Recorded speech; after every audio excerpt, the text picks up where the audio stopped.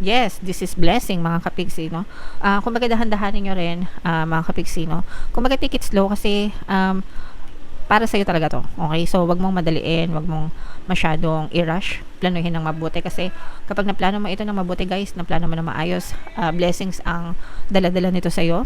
No, magdadala ito ng blessings, more blessings, more money, kasaganaan sa kaperahan, guys. Again, kapag naplano ng maayos. Pero pag hindi maayos yung plano nito, guys, no, baka sumaidway ito kung ano-anong mangyari.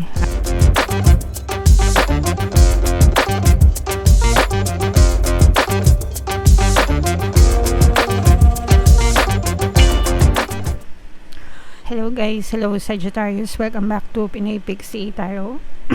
Ang pamangit ng episode natin for tonight is mid-month kapalaran para ngayong May 16 to 31 para sa Sagittarius, Sun, Moon, Rising, Sign, and Venus. Unahin natin tong deck na to mga kapiksi. Tingnan natin yung mga mensahe sa inyo or yung mga paparating sa inyo ngayong May 16 to 31. By the way guys, sa mga naghahanap ng mga papaswerte and lucky charms, guys, na mga bracelet, meron tayong mga products sa description box.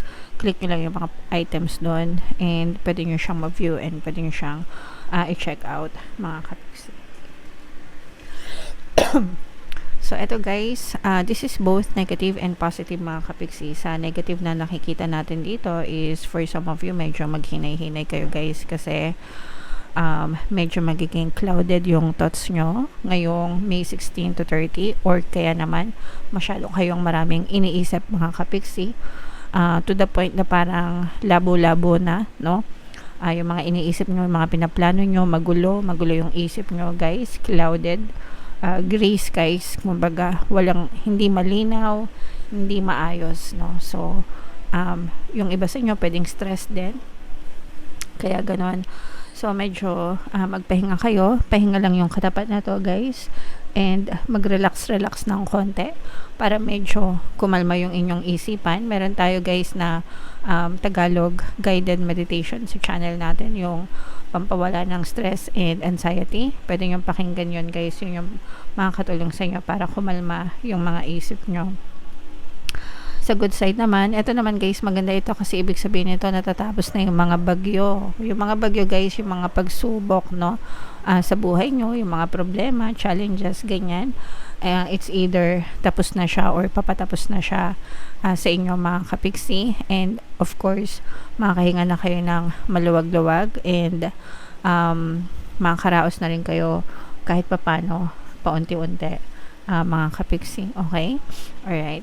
And ito naman, syempre pagkatapos ng bagyo mga kapiksi, ibig sabihin nito ay panibagong journey, panibagong paglalakbay, no? Ang nag-aantay sa inyo. So, makaka-recover kayo mula dun sa mga pagsubok and challenges and magsisimula kayo ng bagong cycle sa buhay nyo, bagong paglalakbay, bagong journey, bagong pag-asa ang dala-dala nito at saka bagong liwanag din, mga kapiksi.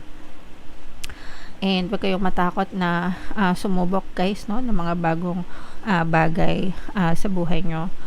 Yung iba sa inyo guys, literal na maaari kayo magkaroon ng travel, no, ngayong buwan na to dahil summer, 'di ba? So favorable yung panahon kumbaga para sa inyong pagte-travel mga kapiksi. So, comment down below guys if feeling nyo naka-resonate kayo dyan. Tingnan natin. Ito, i-mind nyo na itong katapusan ng mga problema, katapusan ng mga bagyo, pagsubok, bagong journey, bagong cycle, yan, bagong buhay. I-mind nyo na guys sa comment section. So, habang sinashuffle ko to guys, panoorin nyo muna yung video natin regarding sa ating paano mag-manifest ng abundance video course. Kapiksi, sawa ka na ba sa mga struggles at hirap sa buhay mo?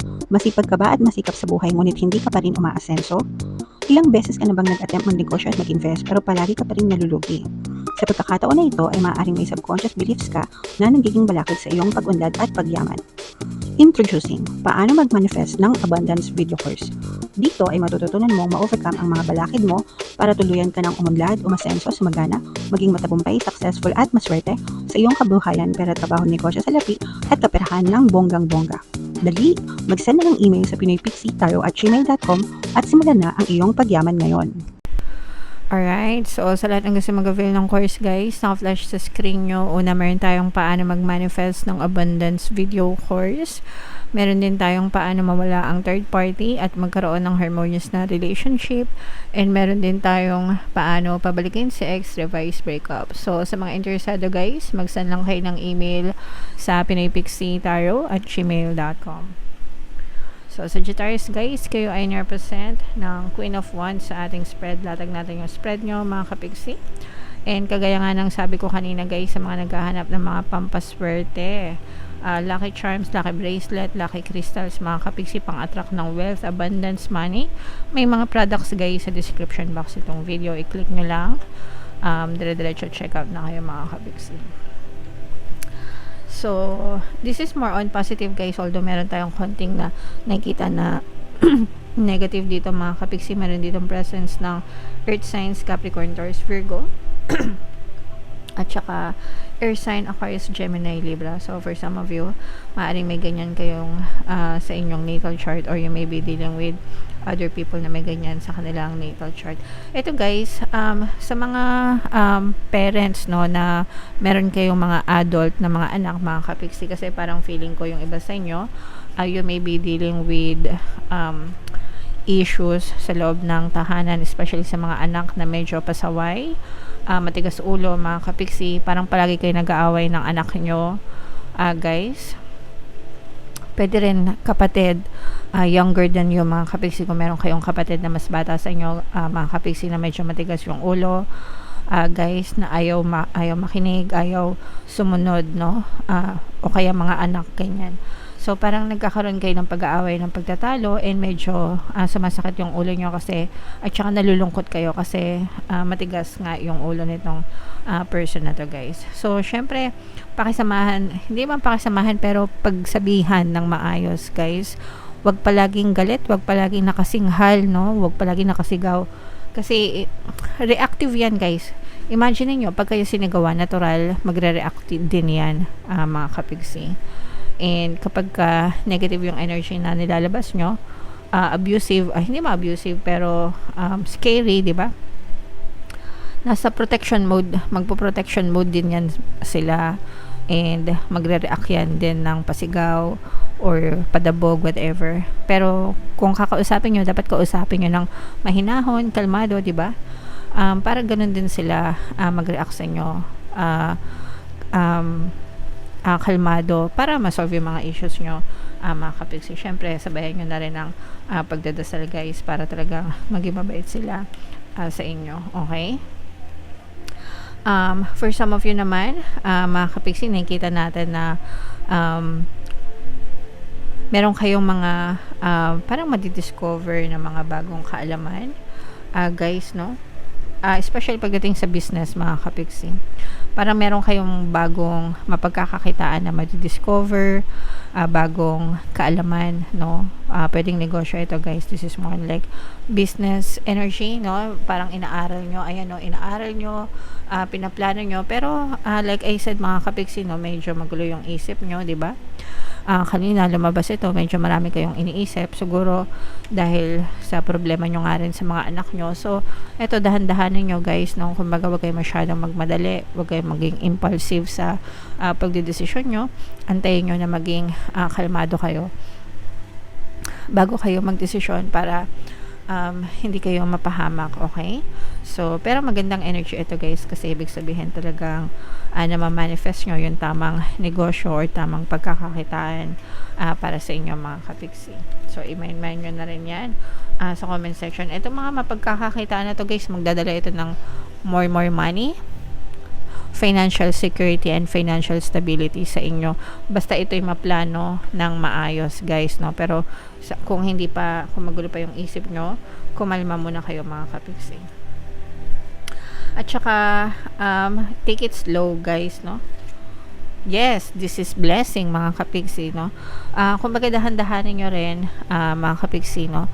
Kumbaga, take it slow kasi para sa'yo talaga to, okay? So, wag mong madaliin, wag mong masyadong i-rush, planuhin ng mabuti, kasi kapag naplano mo ito ng mabuti guys, naplano mo ng maayos, blessings ang dala-dala nito sa'yo. No, magdadala ito ng blessings, more blessings, more money, kasaganaan sa kaperahan, guys. Again, kapag naplano ng maayos. Pero pag hindi maayos yung plano nito, guys, no, baka sumideway ito kung ano-anong mangyari, ganyan-ganyan kagulo. So, very important na kalmado yung isip nyo habang nagpaplano kayo. Pero ito guys, no, napakaganda nito kasi ibig sabihin maluwag ang pasok ng blessing ng kaperahan sa buhay nyo, lalo na at ito, patapos na yung bagyo, di ba? Sabi ko nga, patapos na yung bagyo sa buhay nyo and magsisimula kayo ng bagong journey. So, yung bagong journey na yun sa buhay nyo, guys, magdadala ng mga blessings at kasaganaan sa kaperahan. So, ito yung kapalit ng mga sacrifices nyo, kapalit ng mga pagtitiis nyo sa mga problemang kinaharap nyo in the past. So, very solid talaga mga kapiksi. Okay? So, i-mind nyo na to, more blessings, more money, more kasaganaan, more pera, more biyaya, more pagpapala, mga kapiksi. Okay? So, tingnan natin, no? Bunot lang tayo ng isa pang card, Sagittarius, para sa additional namin sa for you. Tempest, ito again, pagsubok, mga kapiksi, pero sabi nga natin, di ba, kagaya nga nitong nakita natin, patapos na itong mga pagsubok na to. Yung iba sa inyo siguro pwedeng nasa buntot, no? Pag sinabing buntot, yung bandang dulo na, mga kapiksi, no, ng problema. Pero kung hindi pa talaga kayo fully na nakalampas sa mga pagsubok, pero konting tiis na lang, guys, konting tumbling na lang, wala naman tayong problemang hindi malalampasan, wala naman tayong problemang hindi makakayanan, basta nagsisikap kayo, persigido kayo, lakasan nyo lang yung loob nyo, mga kapiksi. Alright? Okay, so dasal-dasal lang, guys, and tsaga-tsaga lang sa buhay.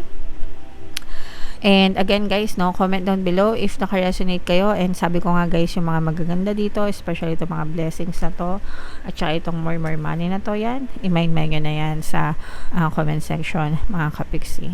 And for more tarot readings, guys, ito yung playlist nyo. Ito naman yung ating success stories ng paano mag-manifest ng abundance video course. Click here to subscribe, guys. Ito yung ating mga pampaswerte subliminals. Thank you for liking, sharing, and subscribing. See you again next time. I love you all, mga kapiksi. Have a nice day. Bye-bye.